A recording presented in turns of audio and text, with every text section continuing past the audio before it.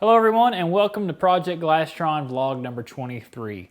In this video entry, I have a few different items to talk about, from prepping to install the lounge seats to painting the boat. So stick around because there's a lot to cover in this entry of Project Glastron.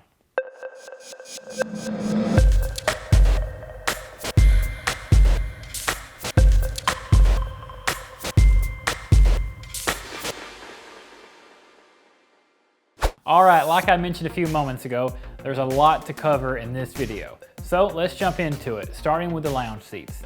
When I first bought these seats, I set them in the boat as soon as I could to get a feel for them, and I instantly noticed an obstacle that I would have to find a solution for. Specifically what I'm talking about is with the mounting of the seat bases to the deck of this boat.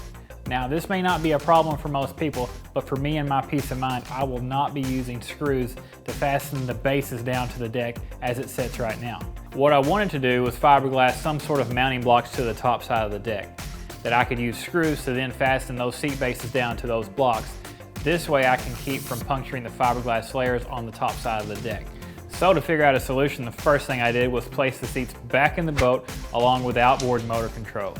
This was so that I could figure out the placement of the seats. Then I used a marker to mark the deck at each corner of the seat base. I did this both on the outside and the inside of the seat base. Then came the critical thinking part. I needed to come up with a solution that worked with the base as is. Now, if I cut the base or screw through the sides of it, I will void the 6-year warranty. So I was trying to keep that in mind and not do anything to compromise the seat bases in order to, use that warranty later if I needed to. So what I'm about to show you is my way of working within my boundaries. Here's one of the bases, and as you can see, it has 2 cross members. And these cross members are flush with the bottom of the base and they cannot be moved to another position. This means as is, I cannot use my mounting block system that I want to create because it would lift this entire base up off of the deck. Let me show you this other piece here. This is one of the panels of the seat base, not connected. This is where those cross members go, and again they would be flush with this top piece here.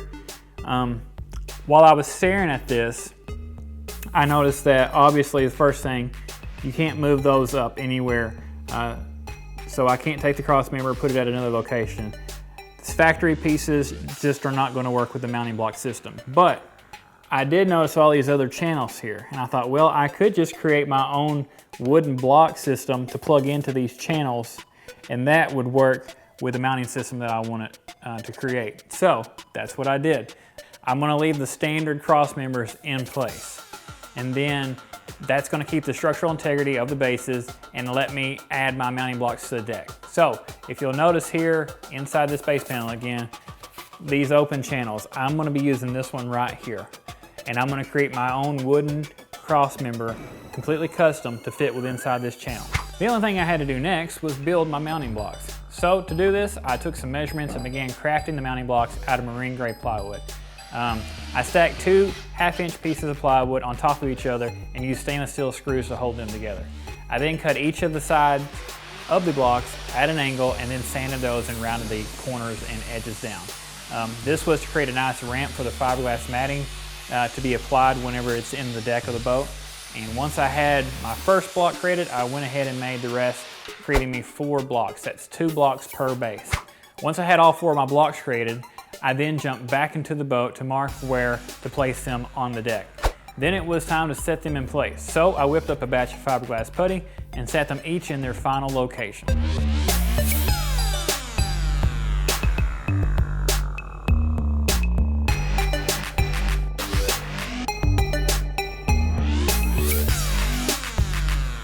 Next, I glassed in 2 layers of CSM on each of the mounting blocks.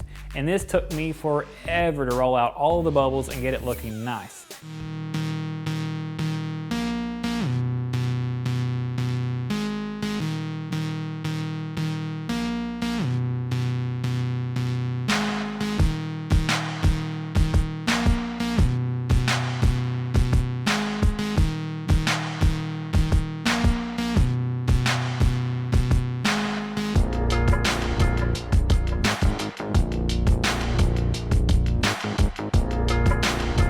But persistence and sweat paid off because I was quite happy with how seamless the addition of the blocks were to the deck.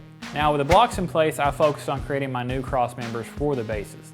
To do this, I took measurements of the inside of the channels. I'll show you again. This is the channel I would be using. And I found that an exterior grade 2x4 would work with this channel if I shaved it down just a little bit. So I shaved them down and they fit, but I wasn't quite finished. In order for these to work, I needed to add 2 more pieces of wood to each of the cross members.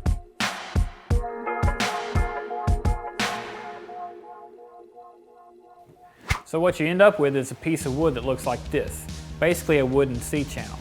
And when I'm talking about the position, what I'm talking about is this fits snugly within that right there, which means if I didn't have this little block on here, this piece of 2x4 would want to slide up or down. I've eliminated that. And what you end up with is now a C-channel piece of wood that, as you can see, has a little cavity here, which will be my mounting block that I'm going to be placing this across. And then I can bolt down through this wooden cross member here to that mounting block. And therefore, we are not puncturing the actual deck itself. We're using a sacrificial piece of wood, basically, that is the mounting block system. So that's pretty much how that works. So with that, let's talk paint. I made a decision a while back that I haven't discussed on camera, and that is that I am not going to be painting this boat myself. I went back and forth over this decision, and when it came down to it, I just wanted the boat to look perfect. And I know that it was the time to call in some help. So leading up to this point, I had been in contact with a guy here in Arkansas who does boat restoration and repairs. He actually worked for a few different manufacturers here in Arkansas, and at one point, he helped start a boat company. Now he just runs his own shop and works for himself, fixing and restoring. After seeing his work, I knew the Glastron would be in good hands. So we talked back and forth about paints and gel coats, and I finally decided that I would let him take the boat in and re-gel coat the entire boat and paint a new blue accent color. I wanted to freshen up the original color scheme by going with a bright white and a custom blue that would match my Toyota Tacoma's color. Also, I'm having the deck of the boat gel coated gray to match the new interior color scheme. So I got everything together and finally removed the cradle that I built many months ago. Actually, again, years. And then once that was removed, I could now take the boat to him to get in line for him to paint and gel coat. Now, a few months have passed since I did all this, so I can actually now show you some of the progress with the paint and gel coating of the boat itself. So here we go. Here the boat is in the rotating jig or the rotisserie, whichever you'd like to refer to it as. And as you can see, the boat is upside down where he began sanding down the hull. He started with the bottom here and now he's working his way to the top side.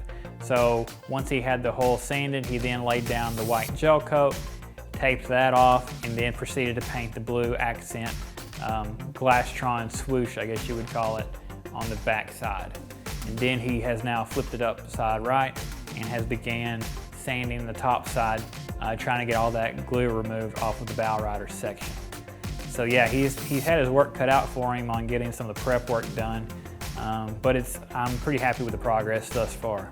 Now we've talked about a few extra custom paint features that I'm having him do to the boat, but I'm gonna save that and I'll be excited to show you those once I have the boat back here in my shop. So there you have it.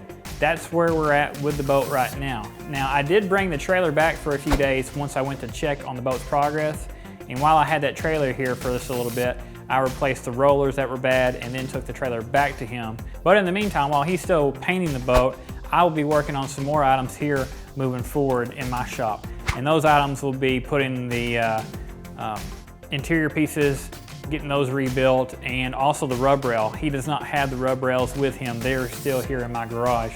I will be sanding those down. I'll record that, and I'm gonna show you how I polish those rails myself so that when I get the boat back, I can assemble those here on my own time and just kind of show you me putting that back together.